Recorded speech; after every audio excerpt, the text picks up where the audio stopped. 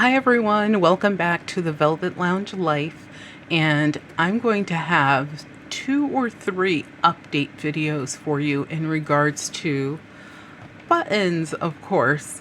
And so for those looking for gardening, junk journals, antiques, costume jewelry, fancy precious metal jewelry, and ephemera, those videos will come later.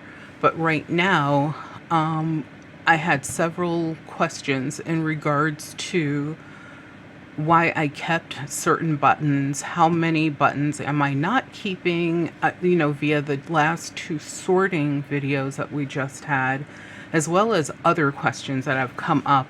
So I want to also say hello to a bunch of people who have been regularly following and regularly leaving comments.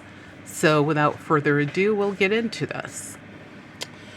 So, as you know, I sorted tens of thousands of buttons, and I showed you guys some of that in the last 2 videos.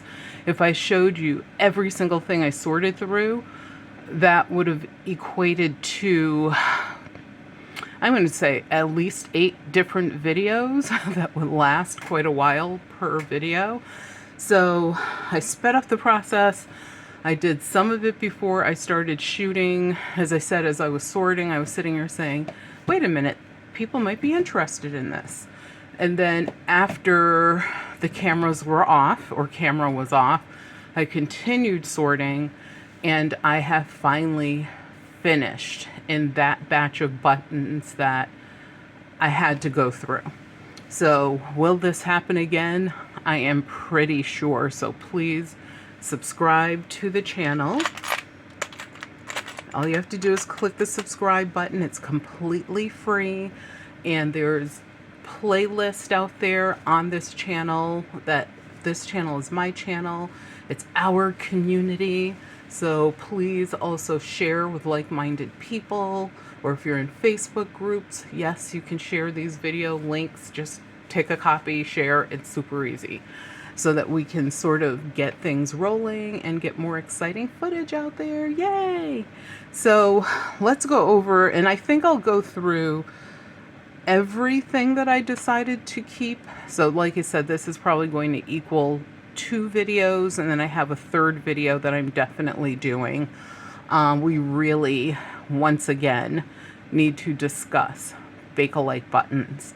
So if you go to the post tab of this channel, you'll see I have a long and extensive little essay, which is actually interesting. It's not boring, and it's a good summary of Bakelite that I put out there for you guys to read, so that as you're, especially this is a tag sale, flea market, estate sale, etc., cleaning out the attic, whatever type of season, if you see these things, you don't want to miss them or accidentally think that, they're just ordinary.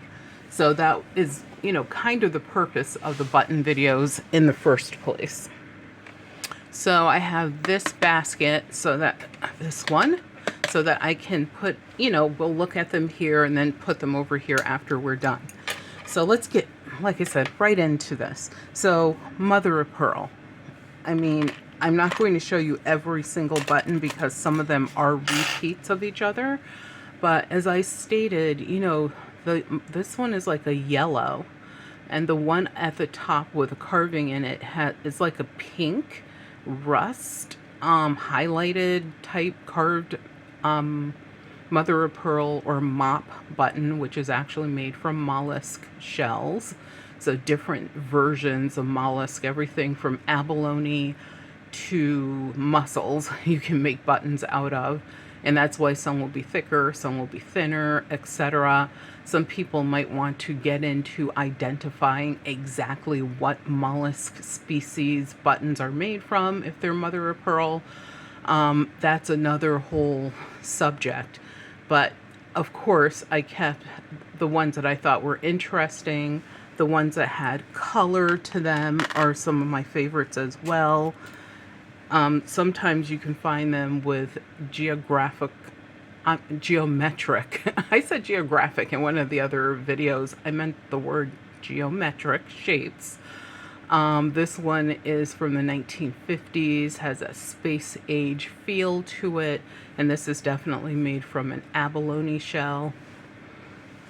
And yes, I won't go through extensively talking about what every single thing is made out of. But once again, there are hundreds of buttons here out of I'm telling you, I must have gone through like 100,000 buttons. My husband's like, it looks like a million. There's a lot, and so we have these. Once again, I said I love mother of pearl buttons that have a unique shape to them, carvings, colors. You know, there's all sorts of reasons why people collect buttons. These are old. These are also approximately 1940, 1950 in era. And you saw that beautiful carving there. That's not just the edges, but within the button itself. And it also has this beautiful iridescence to them. Here's another twin pair of buttons. And most mother of pearl buttons have either holes in them, like 2-hole, 4-hole. I even have some that have 6 holes to sew through. Most of them do have an applied shank, which is what this is. And some of them, of course, have metal shanks, which is done more in that charm string type shank style. But look at the carving on these. Reminds me of daisies. These are definitely staying in the collection. And yes, someone asked me, and as I go through, I'll answer some questions that I receive from folks. Someone asked me, and I think I've answered this in numerous videos, like, do I use the buttons for sewing, crafts, etc.? Yes, I use them for all of those things. Notice this one has a metal shank in it, and which is this beautiful, like, bulbous, round, domed mop button. So that's a nice, imagine how thick that shell was, because that is a thick button. But yes, but if how can I say this? So if I'm using something for a craft and it's going to be permanently glued down, those are, you know, the buttons I separated out for crafting. So, and I do prominently display them as well. So it's not as if I'm using some of my favorite or best buttons, or even, you know, those with historical significance, to do projects like that, because obviously in 90% of the cases, once you glue them down, that's it. You know, you have altered the button, and in some cases people would say that you've ruined the button. That's obviously a matter of opinion. Notice how these are such pretty pink, delicate, and thin. I think you can see how thin that button is. And yes, you have my gardening hands. You're going to have gardening hands all season. Usually once I start the manicures, that's in the fall, like when gardening is over. In the spring and summer, I honestly don't even try. I just try to keep my nails clean, and that's about it. But I was out gardening this morning, and it is a beautiful day here in New England. So, and it's going to rain, so I want to take like advantage of that. And so I'm going to pick up all of these together. I think nope, that's different. So these, you know, look at, they're very similar. Once again, thin. And believe it or not, in the 1980s, a lot of mother of pearl buttons were being used, and they were the thin version. So you weren't getting those thick, hardy, like something like this with, look at all the iridescence in this button. Sometimes you were getting these, and they would be like this, where, I mean, honestly, this is a lower quality button. You can tell because it's not flat. And also it's uneven. If you know, take a little trip around the perimeter of it, and even though it's neatly made in the center and the holes are nicely centered, sometimes you'll find that even that is an issue. Those are perfect for like using for artwork, crafting, repurposing. And what I do with my mother of pearl buttons if they're not usable, as far as a crafting thing, let's say that, so one of the things that people don't talk about a lot is the fact that mother of pearl buttons do deteriorate if they're not properly stored. You know, variations in temperature, they're a natural product, just like wood is, or bone, which I also have a collection of buttons that are in those categories. So if you aren't careful with them, then, or if one of them or a few of them are sick, as people would use the term, they could sicken your other good buttons if they're stored together, or obviously those buttons themselves will eventually just deteriorate away. But one of the things that you can do with those, instead of just throwing them in the rubbish, is you can put them in your garden beds. You can throw them around the woods. So you notice there will be some repeats here. So if there's some repeats, I'll probably just put them in this side instead of showing you them again. Here's another version of a carved one, but it's white. We had this one, which is very similar, but much bigger, thicker, and obviously colored. So this would be your more valuable button. And I mean, it's just better, it's made better as well, because if you look at the perimeter of this one, it's not perfect. So after I sort through the ones that I keep, what I usually do is separate the ones that are going into the collection from the ones that are going to be used for projects. So that would be one I would definitely use for a project, for example. So yes, one of the ways you can recycle mother of pearl buttons, or any type of natural button, wood, bone, is to throw it back into nature. That, you know, but you have to be careful. It's better to bury it in the ground than to throw it on top, because a child or obviously an animal could, you know, choke on a button. So you have to be careful of that. So here we have these, and what's interesting about these, and you guys will see these sometimes, is you'll notice that the shank is bent on an angle. I think you can see that. Let me just double check. So you'll see the top one is, you can see it better there. It's bent on an angle. The reason they did that is so that when they sewed the button on, it would lay flatter. If they didn't, then of course the shank would stick out similar. Okay, this one is bent slightly. Oh, this is a better example, similar to this one. And so that means the button is, you know, sort of away from the clothing a little bit. Buttons like this with a shank that protrudes that much are usually for clothes that are thicker, such as sweaters, furs, that type of thing. Faux fur now, of course.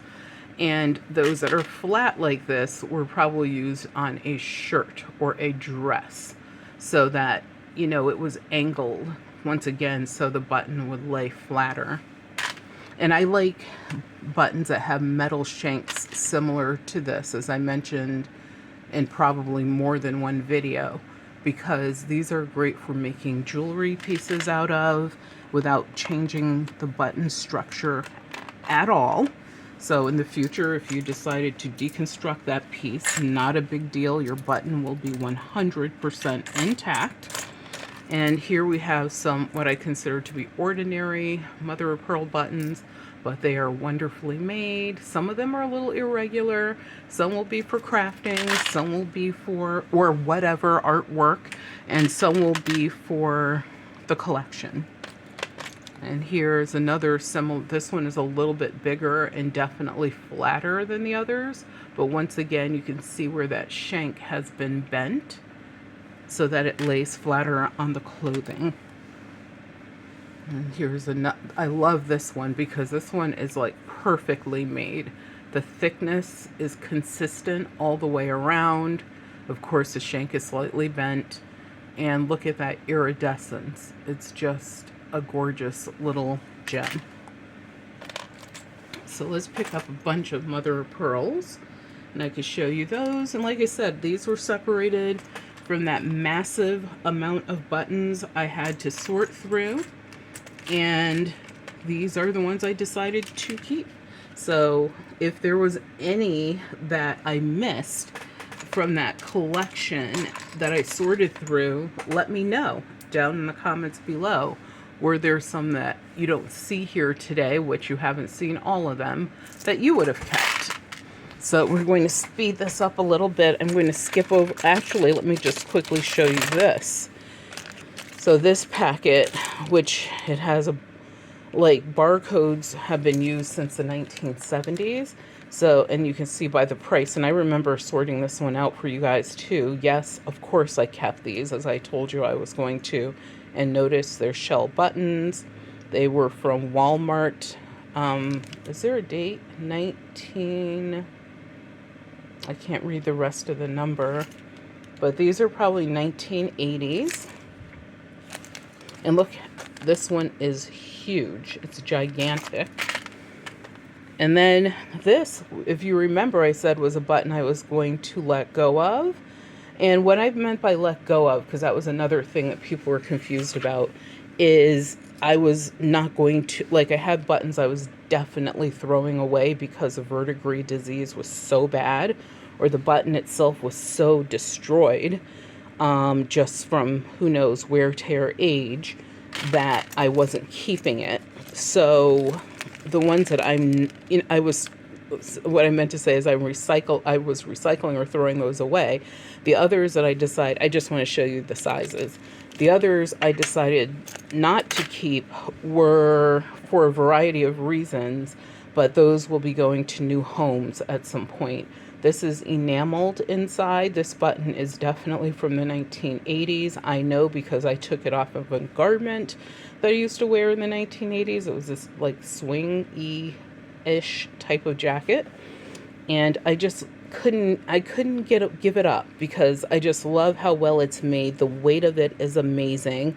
And I love the fact that the 4 holes have like silver around them as an accent, and the enameling is really perfect. So I was like, I could use that for a project. And let me show you another one.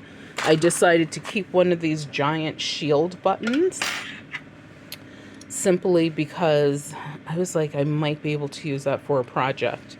So I kept one of them. I might actually keep 2, but no more than that will be kept. So I did recover that. And if you remember, I said after you're finished sorting your buttons, always go back through and see if there's anything you missed, so that before you sell them, give them away, whatever it is that you do, donate, you don't have a regret, because once they're gone, you can't get them back. But you should be consistent in definitely paring down your collection if necessary. And I just wanted to show you the shank on this one again. You guys remember these. I talked about them quite a lot. One of the things I'm going to experiment, that's why you have this random one here, is experiment with these, is to see if I can get a rhinestone down in there that will stay permanently. That would be interesting and great for like dangler type of things. And there's a whole bunch of things that will be coming up, so I'm trying not to talk about all of them here. And this is that weirdly carved out, sort of geometric, reversed dome design. And this weird button, and this is, look at the iridescence. Obviously, it's a mollusk, mother of pearl. But you also notice how the center buttons are so nicely centered. So this was made the way it is on purpose. And there were several military buttons in there. So these are copper. You really don't see these buttons in copper and brass backed a lot. So when I see them, I definitely pick them out. I did not pay $3 for these. They were in with the thousands of other buttons that I had to sort. And that's U.S. military. These are Waterbury Button Company buttons. They're all the same. They have this weird but very cool shield. I'm going to call it a shield design. As you can see, there's some wording around there. So I need to do more research on these. I haven't researched any of this yet more deeply, and there were several of those. And I don't know if they have different, Yeah, they have different, if you notice here on this side, there are different names on these. Is that a different name? Yeah, they all have different names on them. So obviously there's a reason and a purpose. And as I've gotten, these are all similar, different names. As I discussed previously with the Waterbury Button Company, they made a lot of uniform, military buttons, buttons for fashion designers, everyday usage kind of stuff was more secondary to them because of the materials that they used. These, obviously, we need to research more. And this is, you know, what the back looks like. And let me just show you.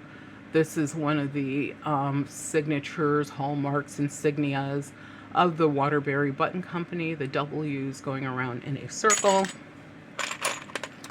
I just thought this was super fun. This is definitely 1980s era. And this is a plastic button underneath with this metal coating over it. And then they did a version, I guess I'll call it, of enameling. This is not real enamel. It's probably like a liquid plastic of some sort.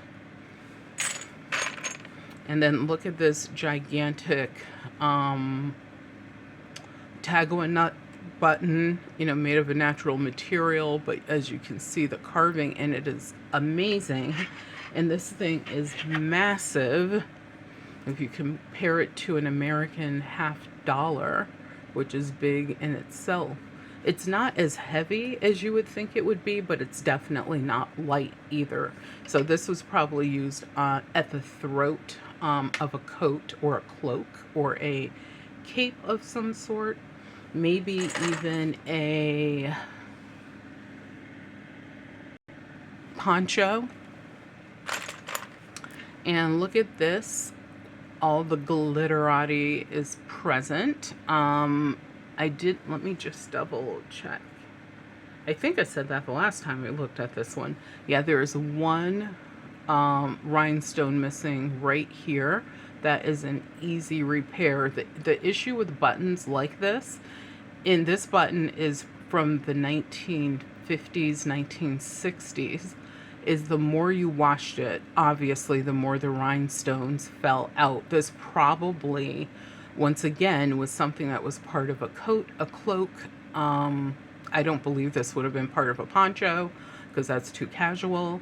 But what you would have done is gone to your local craft or sewing store, and you would have, and even the department stores had in gigantic sewing craft areas, and you would buy replacement rhinestones and you would just glue them back in. What would have made this better is if all of these stones were claw set. What would have been equally as not good is, of course, those claws would have caught on everything in the wash if this was on something that you could just toss in the wash. So, you know, you have your ups, your downs, and your merry-go-rounds, but once again, easy fix, very clean button. It has a little bit of yellowing due to its age. This would have been completely clear back in the day. But hey, a girl needs some character, and this definitely has plenty of character, sparkle, and shine. And let's go to a diminutive button. This button is really tiny. We will compare sizes.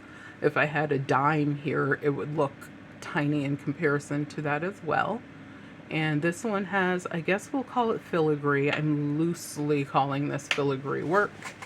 And with this one, you can see the center it's highly decorative. It's a metal button, big shank on it, which is also broken, so you know what that means. This one will be used for some sort of art project.